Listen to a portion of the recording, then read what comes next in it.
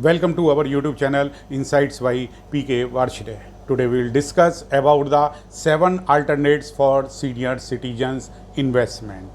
यानी कि वरिष्ठ नागरिकों के लिए जो वो निवेश करते हैं उनके लिए 7 विकल्प जहां उन्हें नियमित आय मिलेगी। आगे बढ़ने से पहले सभी व्यूअर्स से रिक्वेस्ट है कि वो इस वीडियो को शुरू से लेकर अंत तक ज़रूर देखें, क्योंकि बहुत ही इम्पोर्टेंट इन्फॉर्मेशंस है, और चैनल को भी सब्सक्राइब करना ना भूलें।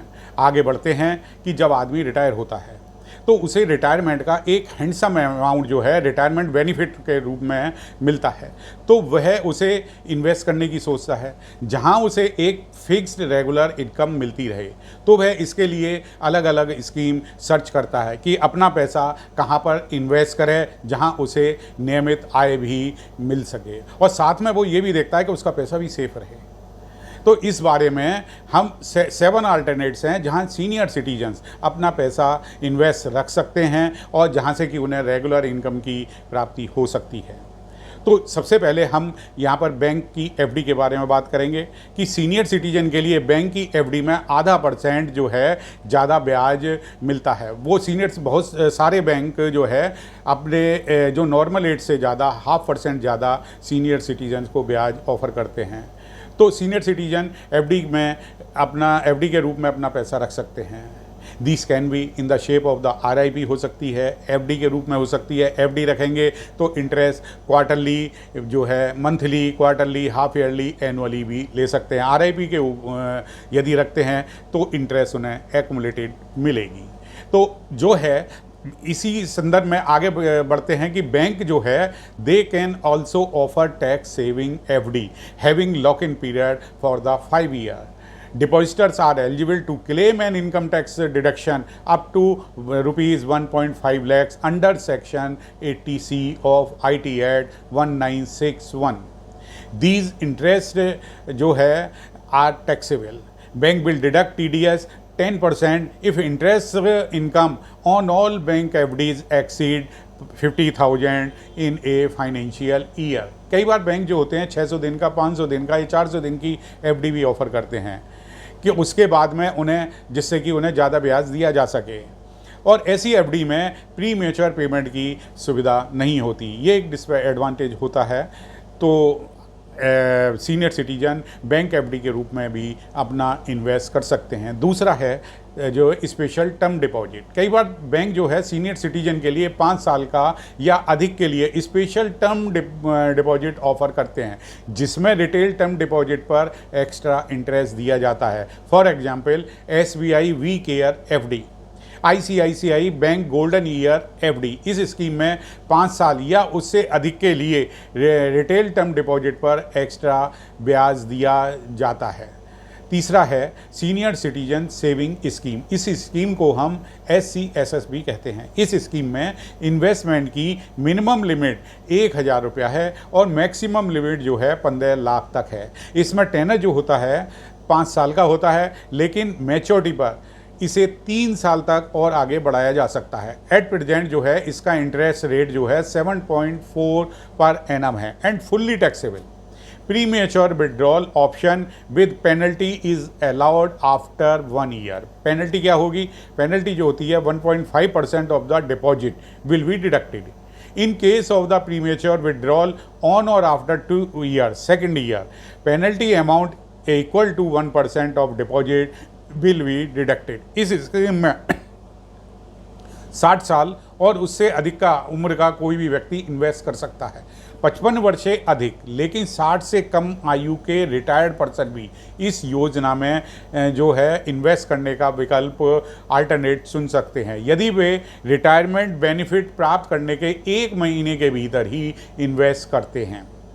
नेक्स्ट है RBI फ्लोटिंग सेविंग बॉन्ड्स 2020। ये बॉन्ड्स भी टैक्सेबल होते हैं। यह स्कीम सीनियर सिटीजन्स के बीच में RBI 7.15% बॉन्ड्स के रूप में ज़्यादा पॉपुलर है। These are also called floating rate bonds. The interest rate on these floating rates is linked to NSC, यानी नेशनल सेविंग सर्टिफिकेट जो NSC होती है उससे इसका इंटरेस्ट रेट जो है वो लिंक होता है। दे offer 0.35% more than the prevailing NSC rate। तो सीनियर सिटीजन यहाँ भी रख सकते हैं। नेक्स्ट है post office monthly income scheme. इस स्कीम को हम POMIS भी कह सकते हैं।